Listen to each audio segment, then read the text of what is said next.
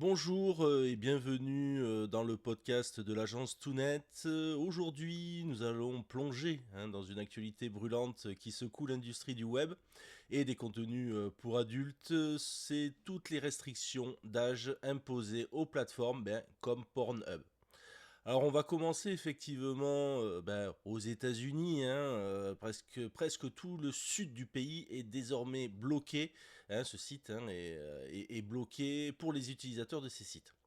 En Europe, vous en avez peut-être dû en entendre parler, le Digital Service Act menace également l'accès à ces plateformes si elles ne se conforment pas aux nouvelles réglementations. Et on va le voir aussi, dans ce contexte-là, les VPN connaissent une explosion de popularité et nous allons essayer de décrypter ce phénomène ensemble et de voir quelles sont les conséquences.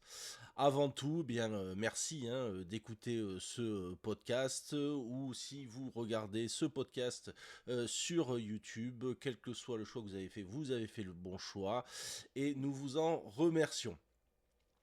Là, alors la première chose, on va effectivement aux États-Unis et aujourd'hui vraiment ce qui se passe aux États-Unis, c'est une véritable fracture numérique, puisque depuis le 1er janvier, des États comme la Floride, la Caroline du Sud ont rejoint une liste déjà longue d'États où l'accès à Pornhub et d'autres sites d'Alio, qui est un groupe comme il y a RedTube, il y a YouPorn, qui sont bloqués. Pourquoi? Eh bien parce que à cause de lois imposant une vérification stricte de l'âge des utilisateurs via une pièce d'identité. Donc aujourd'hui c'est quand même un chiffre choc puisque près de 16 États bloquent actuellement ces sites, couvrant la majeure partie du sud des États-Unis, dont certains États comme la Géorgie par exemple, et d'autres lois similaires sont prévues pour cet été dans d'autres États. Alors j'ai réussi à avoir un chiffre, mais celui-là, je ne suis pas capable, on va dire, de certifier, mais j'ai lu effectivement dans la presse américaine que là où avait été mis en place ce blocage aux États-Unis, on pouvait avoir un blocage jusqu'à 75%, une chute de 75% des utilisateurs sur le site par exemple Pornhub. Alors, quelles sont les réactions? Eh bien, Helio, l'entreprise, estime que ces lois, bien que présentées comme des mesures de protection des mineurs, mettent en danger la vie privée des utilisateurs, parce que exiger une pièce d'identité augmente les risques de fuite de données sensibles. Aussi, autre élément mis en avant, c'est que tous les sites ne sont pas bloqués. Effectivement, Pornhub, parce que c'est le plus connu, mais en fait, qu'est-ce qui se passe? Il y a beaucoup de sous-sites qui, eux, ne sont pas bloqués. Et donc, qu'est-ce qui se passe? Eh bien, c'est que chacun a son avis sur les sites pour effectivement sur les sites et sur l'industrie pornographique. Mais en fait, qu'est-ce qui se passe là? C'est que Pornhub a quand même un système de filtration et quand même un système qui lui permet de filtrer donc tout son contenu, ce qui n'existe pas sur d'autres sites qui aujourd'hui ne sont pas bloqués, alors que Pornhub, lui, est bloqué. Alors, quels sont les détournements? Effectivement, face à ce blocage-là, les utilisateurs adoptent massivement les VPN. En Floride, l'usage des VPN a bondi de plus de 1150% dans les heures suivant l'entrée en vigueur de la loi. Ces outils, effectivement, permettent de contourner les restrictions géographiques, mais posent la question de leur accessibilité aux mineurs eux-mêmes, puisqu'il y a des mineurs aussi qui ont accès à des VPN, puisqu'en général, si une famille l'achète, ce système-là, tout le monde, entre guillemets, peut en profiter. On va revenir plus proche de nous, c'est au niveau de l'Europe. Donc le Digital Service Act qui est en action. Chez nous, l'Union européenne, effectivement, va serrer le vis avec ce DSA. Pornhub, StreetChat et Xvideo, par exemple, sont désignés comme des très grandes plateformes en ligne, ce qui leur impose de renforcer leur système de vérification d'âge. Alors, pourquoi maintenant? Eh bien parce que ces plateformes ont longtemps utilisé un simple message de confirmation d'âge. Êtes-vous mineur ou majeur, oui ou non? On connaît tous cet encart. Pour être honnête, moi je l'ai toujours connu.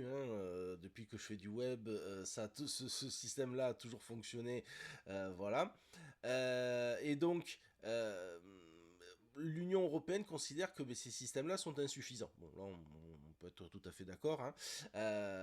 Et les nouvelles exigences pourraient inclure des méthodes comme la vérification via la carte bancaire ou des organismes tiers. Alors, quelles seraient les sanctions en cas de non-conformité? Les amendes pourraient atteindre 6% du chiffre d'affaires mondial des plateformes. Et dans le pire des cas, l'UE pourrait envisager un blocage pur et simple des sites.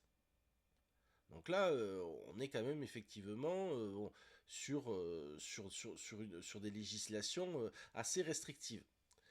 Alors, par exemple, on va prendre encore plus proche, hein, la France, hein, les solutions en France. Aujourd'hui, en France, par exemple, il y a 2 acteurs privés, comme Green Badge, qui proposent des solutions basées sur des applications mobiles ou des scans de QR code, hein, pour permettre effectivement de savoir que l'on a un majeur en face de soi. Mais ces technologies soulèvent aussi des questions pratiques, le coût, l'accessibilité et surtout le respect de la vie privée. On retombe toujours, hein, sur ce triptyque-là et sur cette problématique-là, voilà, de les questions de données personnelles. On se rend compte que tout ça, il y a quand même une chose, c'est qu'il y a une explosion des VPN, hein. Alors, est-ce que c'est la solution ou est-ce que c'est une fuite en avant? Ça, on peut se poser aussi la question. Les lois de vérification d'âge ont un effet secondaire inattendu. Elles boostent le marché des VPN. Aux États-Unis comme en Europe, la demande a littéralement explosé. Quelques chiffres, plus de 275% de demandes de VPN aux États-Unis en mars dernier, le jour du blocage au Texas, hein, pour vous donner une idée. En France, le marché des VPN est estimé à plus de 1 milliard, hein, de dollars en 2022 et il continue à croître. C'est pour ça, hein, que souvent, vous allez voir effectivement vos youtubeurs préférés qui vont vous proposer depuis des années et des années des solutions de VPN. Alors, quels sont les risques? Oui, effectivement, si les VPN offrent une solution temporaire, ils permettent aussi aux mineurs de contourner les restrictions. Hein, parce que, oui, comme je disais souvent, il peut y avoir des VPN gratuits, mais bon, même un VPN, ça ne coûte pas si cher que ça. Donc, effectivement, les lois de vérification sont moins efficaces si on passe par un VPN. De plus, le recours accru au VPN soulève des inquiétudes en matière de cybersécurité. Ça aussi, j'avais traité lors d'un autre podcast, mais pourquoi certains VPN sont aussi peu chers? Parce que eux, ils sont tout à fait très contents de collecter les données de leurs clients. Donc voilà, il y a aussi cette problématique-là. Alors, quelle conclusion retenir? Effectivement, hein, ça va être vraiment une bataille, hein, pour l'avenir du web, hein, ces restrictions d'âge sur les plateformes pour adultes. Et ça révèle, hein, une tension majeure entre protection des mineurs et respect de la vie privée et liberté d'accès.